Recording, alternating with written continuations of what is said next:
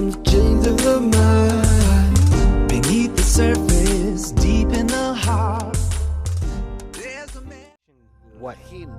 To prepare the method of correction called Torah, the method of correcting the evil inclination to the entire world, so that the whole world can use it and attain adhesion with the Creator, which is the purpose of creation.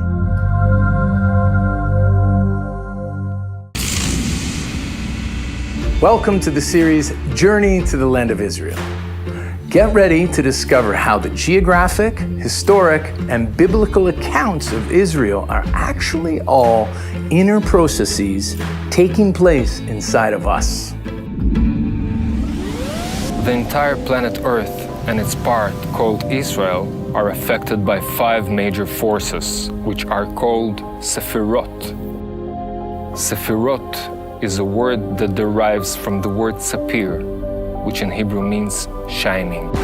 That is because there is a tremendous concentration of forces here, and each piece of land can be completely different from the neighboring one.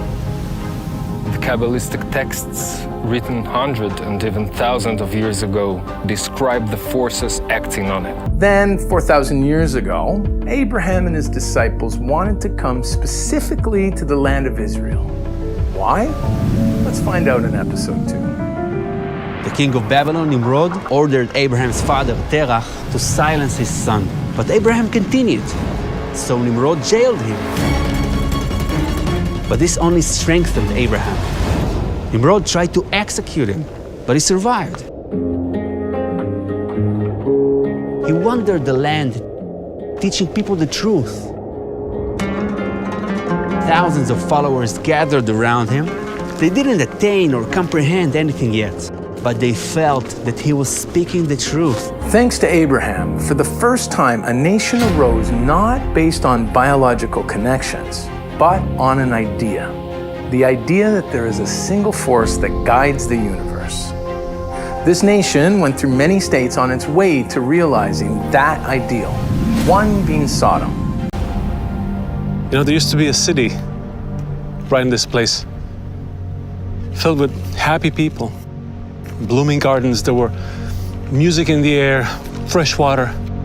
People used to gather their crops several times a year. People had a good life in Sodom. What was wrong with its law? What's mine is mine, what's yours is yours. Everyone who is seen giving bread to a beggar is put to death. Poor person, let him stay poor. A beggar, a person dying, it was their problem. They couldn't cope with life. It was a city steeped in sin and corruption. The Creator decided to destroy it. After Sodom's destruction, the nation was enslaved, and this is not just history. We are still slaves to that ruling power.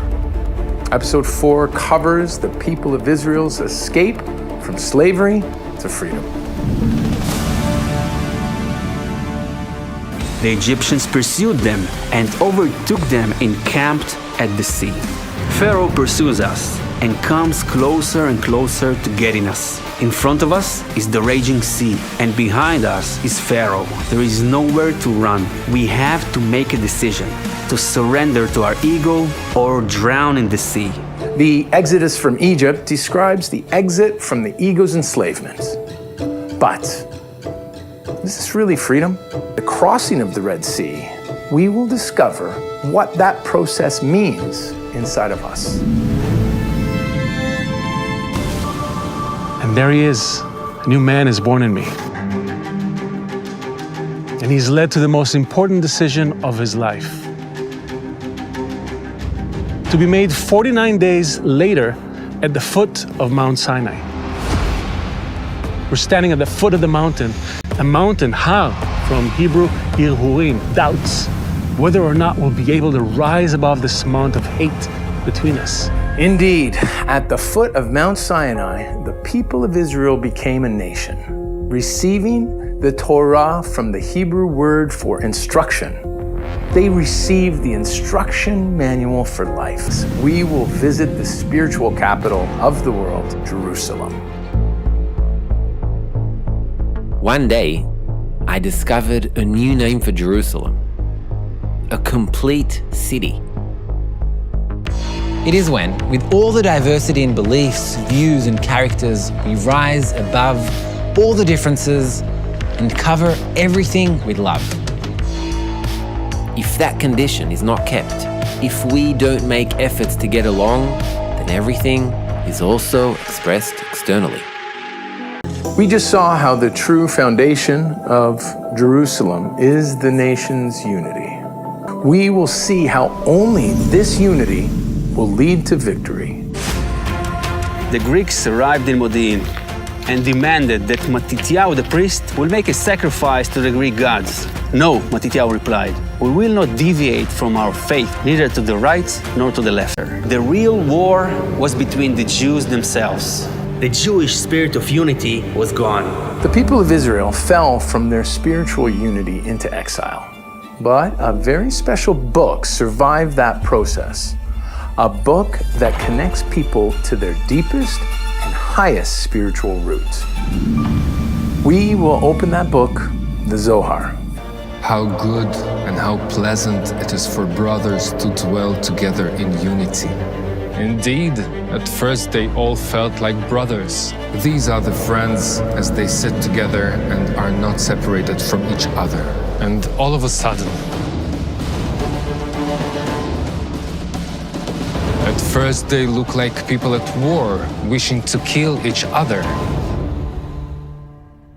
One minute they were brothers who loved and understood each other, and then suddenly they hated each other so much that they became ready to burn each other to the ground. How could that be? The authors of the Book of Zohar rose above their hatred, revealing the force of love. The Book of Zohar was written from that high degree.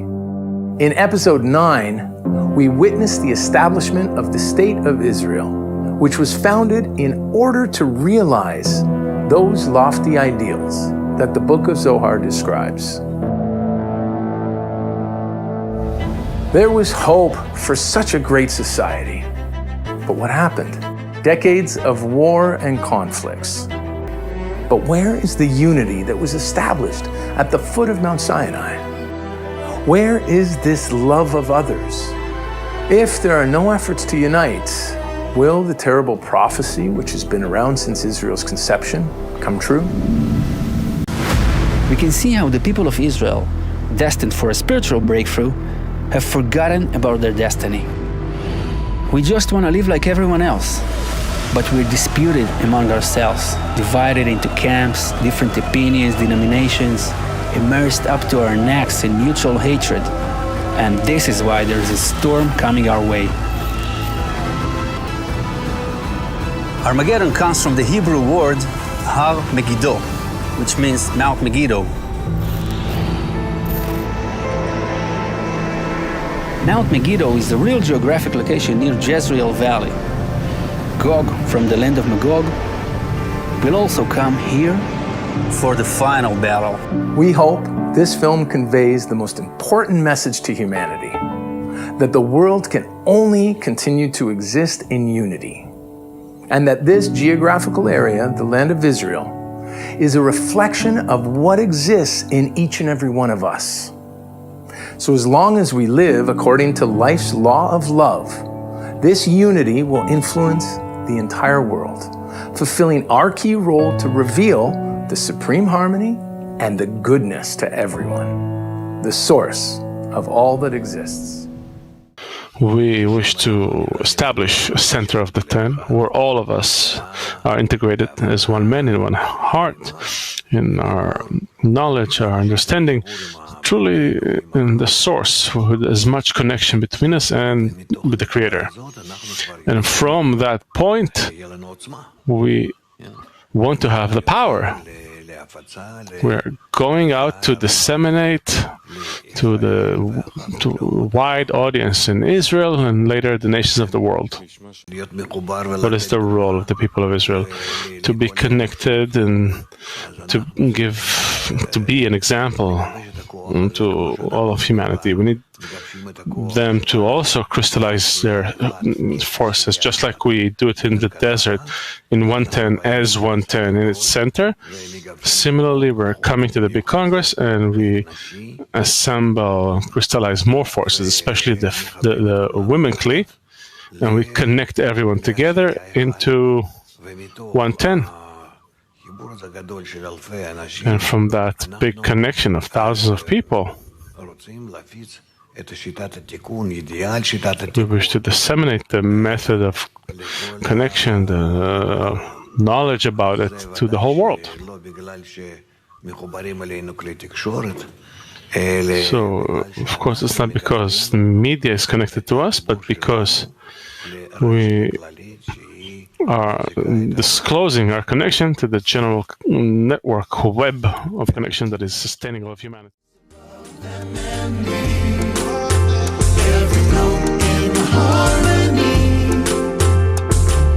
There's one heart we're gonna sing together.